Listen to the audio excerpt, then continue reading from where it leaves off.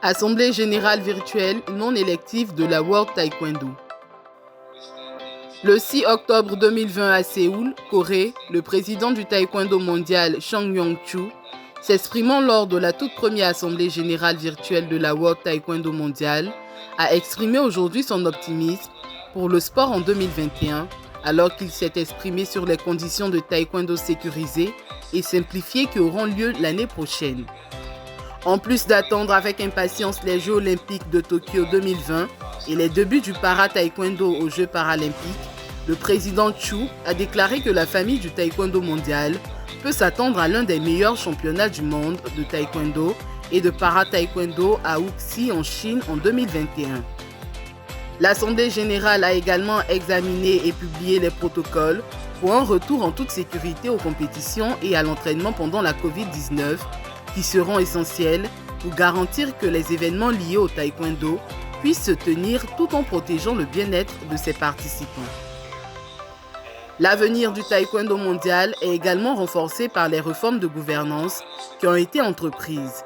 Francesco Ricci Bitti, président de l'Association des fédérations internationales des Jeux olympiques d'été, s'est joint à l'Assemblée générale et a félicité la World Taekwondo pour l'énorme amélioration qu'elle a apportée en matière de bonne gouvernance et la façon dont elle sert de modèle aux autres fédérations internationales.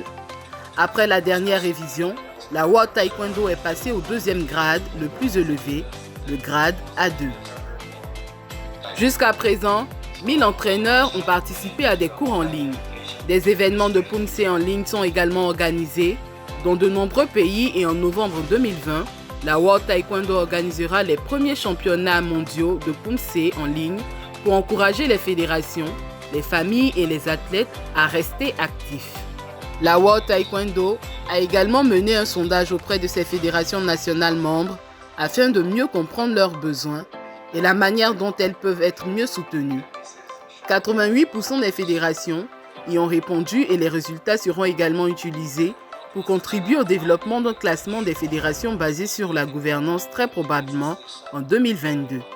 Ce classement s'inscrit dans le cadre de l'engagement de la World Taekwondo en faveur de la bonne gouvernance et de la garantie que tous les membres de la famille du taekwondo, y compris les fédérations, respectent les normes de gouvernance élevées. À la lumière de cet engagement, l'Assemblée générale a également entendu un rapport sur l'état d'avancement de l'unité d'intégrité de la World Taekwondo qui centralisera toutes les fonctions liées à l'intégrité dans ce sport.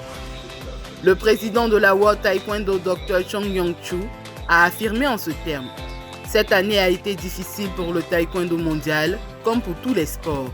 Le fait que nous ayons dû accueillir cette assemblée générale pratiquement pour la toute première fois nous rappelle brutalement à quel point la pandémie mondiale de la Covid-19 est devenue grave au cours des 6 derniers mois. Malgré les difficultés que nous avons rencontrées, la famille du taekwondo reste unie et continue d'être une source d'inspiration. Si notre priorité a été d'assurer la sécurité de tous, nous avons également profité de cette période pour essayer de faire progresser le taekwondo et d'apporter le meilleur soutien possible à chacun. Nous sommes optimistes pour la suite.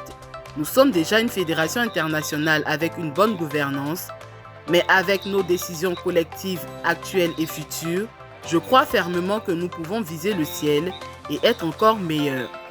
Malgré le fait qu'aucun événement international de taekwondo n'ait eu lieu depuis mars 2020, en raison de la pandémie de la Covid-19, la World Taekwondo a travaillé dur pour s'adapter et progresser.